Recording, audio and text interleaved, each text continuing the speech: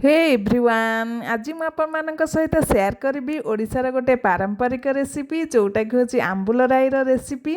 एबे रिसेंटली आमे बेंगलोर रे ओडिशा पूजा कमिटी गणेश पूजा को जाइथिलु। सेठी प्रसाद पाइथिलु। प्रसाद रे थिला भात डाली मिक्स तरकारी ता सहित साइड रे थिला आंबुल राई खाई कि मन पूरा शांति हो जाइथिला।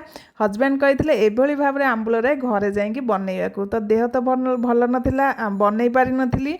तो एबे देह भी टिके भल लगिलानी। ता सहित पार्टी को जमा किछि भी रुचु नै। सेति भाविली आंबुल राई बनैबाकू। आ ता सहित आपण मानक सहित रेसिपी मध्य शेयर करि दउछि। वीडियो भल लागिले निहाती भाबरे फूडीज पसंद चैनल को सब्सक्राइब करिवे। चलंतु स्टार्ट करिबा। मु एठी आंबुल नै जाइछि 7 रु 8 टा आंबुल नै जाइछि। ताकू गरम पानी देकी भल भाबरे भिजै देबे 10 रु 15 मिनिट जाए। ताधरे किसी हलदी पकईदेवे। पकईकी भल भाव मिक्स करने। मिक्स करके 10-15 मिनिट जाए भिजेकी रखिने। तापर तापाई मसला प्रस्तुत करवा। मसला मुझे सोरिष मुझे 4 टेबुल स्पून 1 टेबुल स्पून जीरा नहीं ता सहित 2टा नहीं सुखिला लंका। आपड़ चाहिए अधिक लंका नहीं पारे। ताकू भल भाव आगे सुखिला ग्राइंडिंग करने। जेहेतु सोरिषटा भल भाव ग्राइंडिंग होगापाई बहुत लेट होता है से प्रथम सुखिला ग्राइंडिंग करने। तापर पानी देकी ताकू ग्राइंडिंग करेंगे। देखिए बहुत जल्दी बनीज आउ स्मूथ पेस्ट बनिकी रेडी हो। तो मसला एबे रेडी हो गला। आम एबे कड़ाई नहीं जावा। से तेल दे देछि रिफाइन तेल। कारण आमर बिना पियाज रसुण रे प्रस्तुत होछि। ओषा बार व्रत रे आपण माने खाई परिबे। तापर तेल दे देकी तेल जो गरम हो आम मसला पेस्टा को ढाली नबा। मसला पेस्ट को ढाली नबा।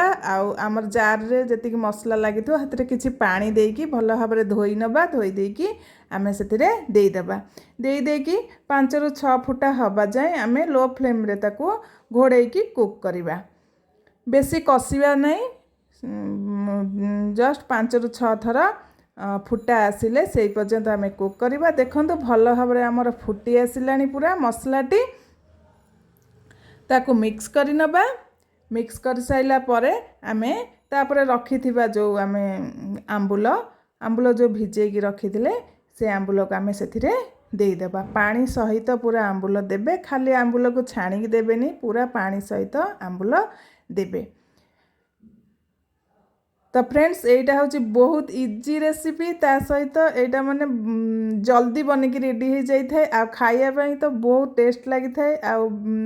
एटा बहुत दिन पर्यंत आपण माने 8 रु 9 दिन पर्यंत फ्रिज रे रखिकी खाई परिबे। तो आंबुल पकईकी भल भाव मिक्स करनेले। मिक्स कर साइला परे आमे लो फ्लेम रे 5 रु 6 मिनिट जाए कुक करवा। देखंतु एबे मु 5 रु 6 मिनिट पर आपन को देखौची। आर आम जो पानी देइथिले तार क्वांटिटी भी धीरे धीरे कमी आसिलानी। तापरे आमे कोन करबा ना एथरे गुड़ दे देबा। आपण माने गुड़ बदल रे मध्य चीनी देई परिबे। गुड़टी आपण मानके स्वाद अनुसार देबे। जदि अधिक खट्टा खट्टा खाउथिबे टिके कम देबे गुड़। जदि अधिक टिके मिठा खाइबे अधिक देबे। तो दे देकी ताकू मध्य आमे मिक्स कर नवा भल भाव गुड़ दे देकी ताकू भी आमे आउ 2 रु 3 मिनिट जाए कुक करवा। जदि आपण माने अधिक टिके झोल पसंद करते आंबुल राई रे ताले ए स्टेज रे बंद कर देबे। जदि आपण माने बहलिया बहलिया झोल टिके खाइया को चाहंती ताहले आउ टिके कुक करिकी झोल टिको मारी देबे। देखंतु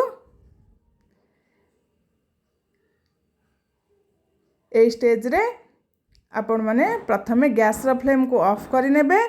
तापरे कोन करबा ना नडिया कोरा दे देबा। मो एठी नडिया कोरा हाफ कप यूज करिछि। नडिया कोरा दे देकी भल भाव मिक्स करि नबा।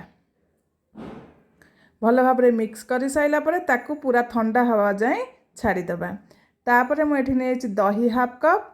एटा फ्रेश दही आ होममेड दही। ताकू भल भाव मिक्स करि नबा। एई भली भाव भल भाव मिक्स करि नबा। तापरे हमर देखंतु एबे हमर ठंडा हो जाइछि। पूरा राईटी पूरा ठंडा हो जाइछि। पूरा ठंडा हो गले आपण माने सेथिरे मिसेबे दही मिसई नेबे। दही को मिसई साइला परे भल भाव ताकू मिक्स कर नेबे।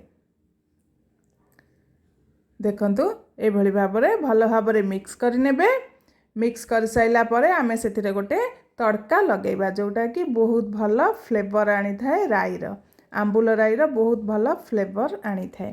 तो मु तड़का पैन बसई देछि तापरे तेल नहीं जाइछि रिफाइन तेल नहीं जाइछि गोटे टेबल स्पून तापरे दे देबे आपण माने सुखिला लंका मोटे दीटा सुखिला लंका दे देछि तापरे पंच फुटण दे देछि तापरे दे देछि भृसंग पत्र तापरे हेंगु दे देछि। हेंगु एठी टिके अधिक परिमाण रे मोर पड़ी जाइछि आपण माने 1 टीएसपी हेंगु पकेबे ताकू भल भाबरे मिक्स करि नेबे टिके ठंडा हेबा जाए ताकू रखि नेबे भल भाबरे फ्राई हे गले टिके ठंडा हे जिवो जेतबेले तापरे आमे ताकू आंबुल राई रे पके नेबा। आंबुल राई रे पके नै कि ताकू आमे प्रथमे घोड़े की 5 मिनिट जाए रखि नबा।